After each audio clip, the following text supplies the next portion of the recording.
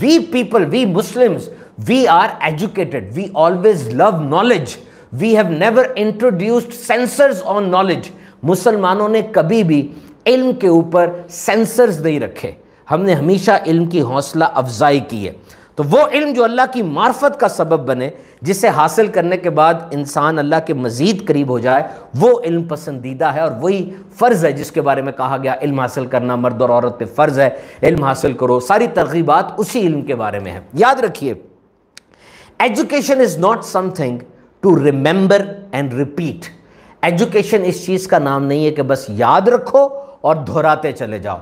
कुछ लोग इसलिए पढ़ रहे हैं कि उन्होंने पेपर पास करना है, और कुछ लोग इसलिए पढ़ा रहे हैं कि उन्होंने पेपर पास करवाना है। ये एजुकेशन नहीं है। जानता कुछ कोई कुछ नहीं है। एक पढ़ रहा है, एक पढ़ा रहा है, पता चल नहीं रहा क्या हो रहा है। This is not the true meaning of education. Education का मतलब है it is the ability to learn from experience. Education का मतलब है ऐसी ताकत आप में आ जाए कि आप तजर्बात से सीखें, जिंदगी में जो भी प्रॉब्लम आपको आए उसको सॉल्व कर सकें उस इल्म की रोशनी में। टू ऑब्जर्व समथिंग न्यू, आप ज़माने को देखें और ज़माने को देखने के बाद आप कुछ नया करें, इनोवेट करें, आप बातों को सीखें। हमारी दुनिया को वही पुराने मसाइल दरपेश हैं, लेकिन हमें उसके नए हल चाहिए, आप लोगों से चाहिए।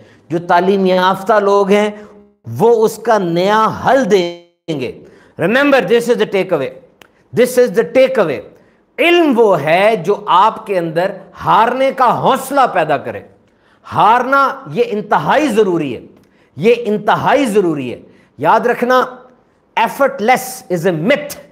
एफर्टलेस, बगैर मेहनत के कामयाबी मिल गई, ये एक मिथ है। ये एक सही बात नहीं है, ये एक सही बात नहीं है। हाँ, अगर कोई कहता है कि मुझे बगैर मेहनत के मेरी कामयाबी मिल गई या गोल मुझे मिल गया, मुझे ज़्यादा मेहनत नहीं करनी पड़ी, तो मेरे भाई एक बात याद रखना, आपका गोल फिर बहुत छोटा होगा, आपकी मंजिल फिर बहुत छोटी होगी। आपने अपना गोल सेट ही बहुत छोटा किया होगा जो बगैर मेहनत के मिल गया। वरना बड़े गोल्स के लिए तो मुश्किलात कन्फर्म है, कन्फर्म है।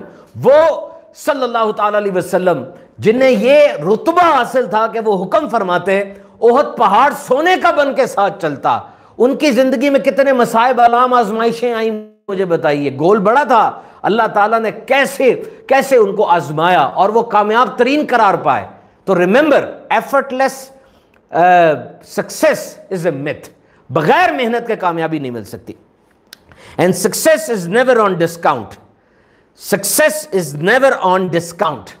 जीत कभी भी डिस्काउंट पे नहीं मिलती, बल्कि जो तय हुआ है आपके साथ आपको ज्यादा ही देना पड़ता है। ऐसा नहीं हो सकता एक बंदा कहे जी 8 से 4 तक मेरा टाइम था, अब तो मैं कुछ नहीं करूंगा। No, you have to put on extra hours. आपको ज्यादा बैठना पड़ेगा। You have to take care of the thing.